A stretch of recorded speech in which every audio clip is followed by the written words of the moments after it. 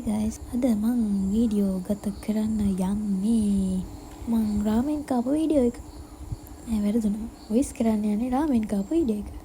නෑ, ඔයාලා මේ බලන්න යන්නේ මං රාමෙන් කාපු වීඩියෝ එක. මේ කොරියන් රාමෙන් එකේ සීෆුඩ් ෆ්ලේවර් එක අලුතෙන්ම ආපු එක. ඒක රුපියල් 300යි වෙන්නේ. ඉතින් ඉස්සෙල්ලාම වතුර ඉරත් කරගන්නවා. ඉතින් ෂණික නූඩල්ස් පැකට් එකක් හදාගන්න දන්නේ නැති ගෑල් ළමයි, පිරිමි ළමයි ඉන්නවනම් මගේ වීඩියෝ බලලා ඉගෙන ගන්න. වතුර ගත් කරලා ඊට පස්සේ නූඩල්ස් පැකට් එක දැම්මා. මෙන්න මේ ආකාරයට නූඩල්ස් එක පැන්දෙමින් පවතිනවා. ඉතින් මේ හැඳි ගන්න අවශ්‍ය නැහැ. ඕන හැඳි ගා ගන්න. ඉතින් මම නිකන් මේ හැඳි ගන්න පොඩ්ඩක් ඉන්න වාජනේ මාරු වෙලා නේද?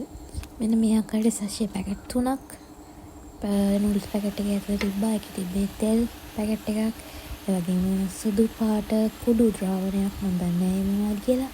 ඊට පස්සේ තිබ්බා සීෆුඩ් ද්‍රාවණය. සීෆුඩ් ෆ්ලේවර් එක තිබ්බා. ඊට පස්සේ මම මේ තුනම නුවතර චුට්ටකට මික්ස් කරලා මෙන්න මේ ආකාරයට නූඩල්ස් එක උඩට වත් කරනවා. ඊට පස්සේ ඒක කලවම් ෆයින් කරගත්තට පස්සේ වෙන්නේ මේ ආකාරයට තමයි. පස්සේ මෙන්න මේ ආකාරයට පිටරයක් බැද ගන්නවා. ලස්සනයි නේද? ඊට පස්සේ සොසේජස් ඔය ගෙදර තියෙන අඩමු කුඩුමු ටිකකුත් ඔන්න මේ විදිහට චුට්ටක් බැද ගන්නවා. මෙන්න මේ ආකාරයට සොසේජස් එක වන් වට බබලන ආකාරයට බැදගත යුතුයි. ඉතින් මේක පේන තෙල් මේකේ පේන්නේ නැහැ නේද? මම තෙල් දැම්මා. තෙල් හැබැයි පේන්නේ නැහැ නේද? නිකන් කාල වෙනවා වගේ සින්නක් තියෙනවා.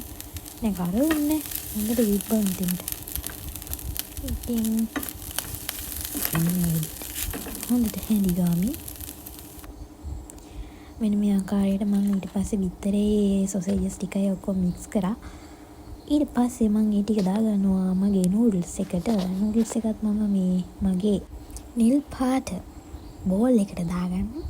ඔයගලන්ට පේනවා ඇති මගේ මේ තියෙන නිල් පාට බෝල් එක. ඉතින් මේ ආකාරයට සොසේජස් ටික දාගෙන මම නූඩල්ස් එකත් එක්ක කලවම් කරගන්නවා. ඉතින් ෆයිනල් ලුක් එක තමයි මගේ නූඩල්ස් එකේ මෙන්න මේ තියෙන්නේ. ඉතින් මම උඩින් සෝස් චුට්ටකුත් දාගත්තා. ඉතින් මේක හරිම නැසයි. ඔයාලත් කාලා නැත්තම් අදම try කරලා බලන්න. මාරවට හයි. bye bye.